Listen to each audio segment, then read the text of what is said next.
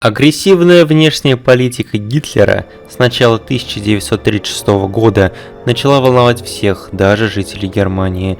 В октябре 1936 года Гитлер объявил войну Дании, чем положил конец на светлое будущее Третьего Рейха. 25 декабря, в ночь на Рождество, уже через месяц после войны в Дании, было поднято восстание во Франкфурте, которое достигло своего пика 29 декабря, что переросло в гражданскую войну в Германии. Опьяненные победой в войне нацисты не сразу поняли, что произошло, а когда поняли, то было уже поздно. Вся Западная Германия вместе с датской провинцией поднялась против власти тирана Адольфа Гитлера. Длившаяся почти год гражданская война унесла с собой несколько миллионов германских жителей. Но война окончилась, и нужно было развиваться дальше. Было принято возродить Германскую империю под руководством Вильгельма II, который находился в Голландии. После официального запроса к голландскому правительству о возврате Вильгельма II, те наотрез отказались выдавать его Германии, опасаясь, что Великая война может повториться снова. На престол взошел сын кайзера Вильгельм III. Новый кайзер был против каких-либо войн и хотел возродить величие германского народа. Для этого он потребовал от англосаксов возвращения британских титулов в королевской семье Германии. Те, конечно же, согласились и предложили устроить торжество в честь такого события. На подготовку к торжеству в Англию была отправлена Виктория Луиза. Через пару дней, как все было готово, королевская семья отправилась в Лондон на современном дирижабле Гинденбург. Но, к сожалению, в Лондоне при попытке пришвартоваться Гинденбург загорелся, и все, кто были на борту, погибли. Стали ходить слухи, что во всем виноваты коммунисты. Убитая горем Виктория Луиза вошла на престол и поклялась отомстить всем коммунистам, которые могли быть причастны к смерти ее семьи. Подозрения падали на два государства – Советский Союз и Французскую коммуну. Для войны с Россией Германия была еще слишком слаба, поэтому отомщение пало на франков. Новые десантные войска германской имперской армии перелетели укрепления французов и высадились позади них, что позволило наземным войскам перейти в наступление и прорвать французскую защиту. После капитуляции Франции коммунистическое правительство разбежалось по близлежащим странам. Германия подавала официальные запросы для того, чтобы те выдали беглецов, но все отказались, и Виктория Луиза объявляла тем государствам ультиматум и развязывала войну. Так смертью храбрых пала нейтральная Швейцария, за которую вступились чехи. Чехословакия надеялась на то, что укрепления в Судетах помогут им избежать военных действий, но имперская армия Германии прошла так, будто этих укреплений и не было. Такую же участь постигла и Швецию с Бельгией. Видя, какое горе постигает Европу, Англия решила остановить германцев, встав на защиту Бенилюкса. Было опрометчивым решением так делать, ведь, вступив в войну, Британия сразу же получила несколько десантных высадок на берег Ла-Манша.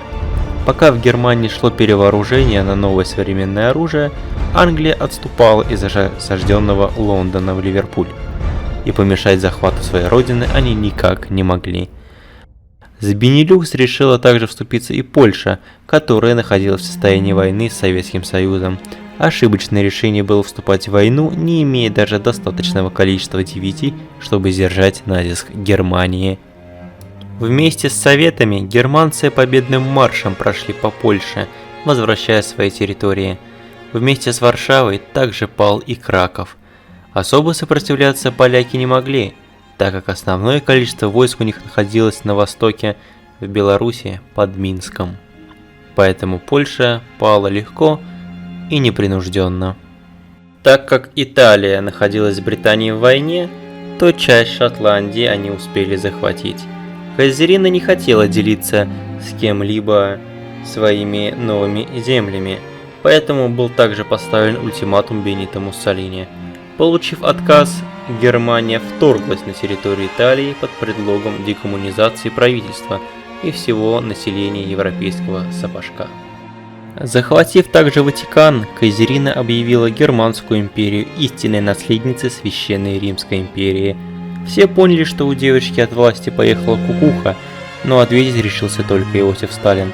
На отказ о передаче Бессарабии Сталин объявил войну Румынии и всей Германской империи в целом. Кайзерина не ожидала такого удара в спину и срочно были переведены гарнизонные войска с территории Франции, которые уже несколько месяцев отдыхали на песчаных берегах Нормандии. За несколько месяцев немцы продвинулись дальше, чем поляки за пару лет. Генерал Власов дезертировал с Красной армии в пользу Германии.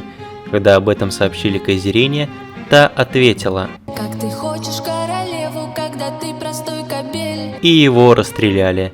Сталин оценил. В июле 44-го, когда Ленинград и Москва уже были взяты, Виктория Луиза дала приказ окружить Сталинград, последний крупный город Советского Союза. Что же касается коммунистической Америки, которая вступила в войну против нас еще со времен Франции, то уже совершилась высадка в Гренландию, чтобы подготовить плацдарм для высадки в Канаду. Все прошло более чем успешно, и 7 апреля 1945 года решили провести тестирование нового атомного оружия прямо на нынешней столице СССР, в городе Сталинград. Инфраструктура, строение, люди – все было размазано в щи. Пока выжившие в городе красноармейцы осознавали, что произошло, на город скинули второй снаряд с подписью «С любовью от мамы Германии». Через пару месяцев город был взят в кольцо, но с Турции начали давить американские войска, пора уже было с ними кончать. 5 сентября 1946 года, спустя ровно 3 года с начала войны, Совковский союз капитулировал, и Германия получила достижение «Not much fun in Stalingrad». В честь победы над Союзом были сброшены новые атомные бомбы на крупные города Америки – Бирмингем, Атланта и другие. Оставалась только долгая дорога до Японии через все китайские клоаки. Только спустя 3 года, под конец 1949-го, немцам удалось достичь берегов Японии и скинуть пару ядреных атомных бомбочек на крупные города островного государства. Узкоглазые были подавлены, ведь за эти 3 года была захвачена вся Северная Америка, Европа и чуть ли не вся Азия. Никто не мог спасти япошек от неминуемой гибели. После повторных ядерных ударов десантные имперские войска приземлились в Японии в противогазах, и в этот день было подписано перемирие между Священной Римской империей и всеми коммунистическими недогосударствами Земли.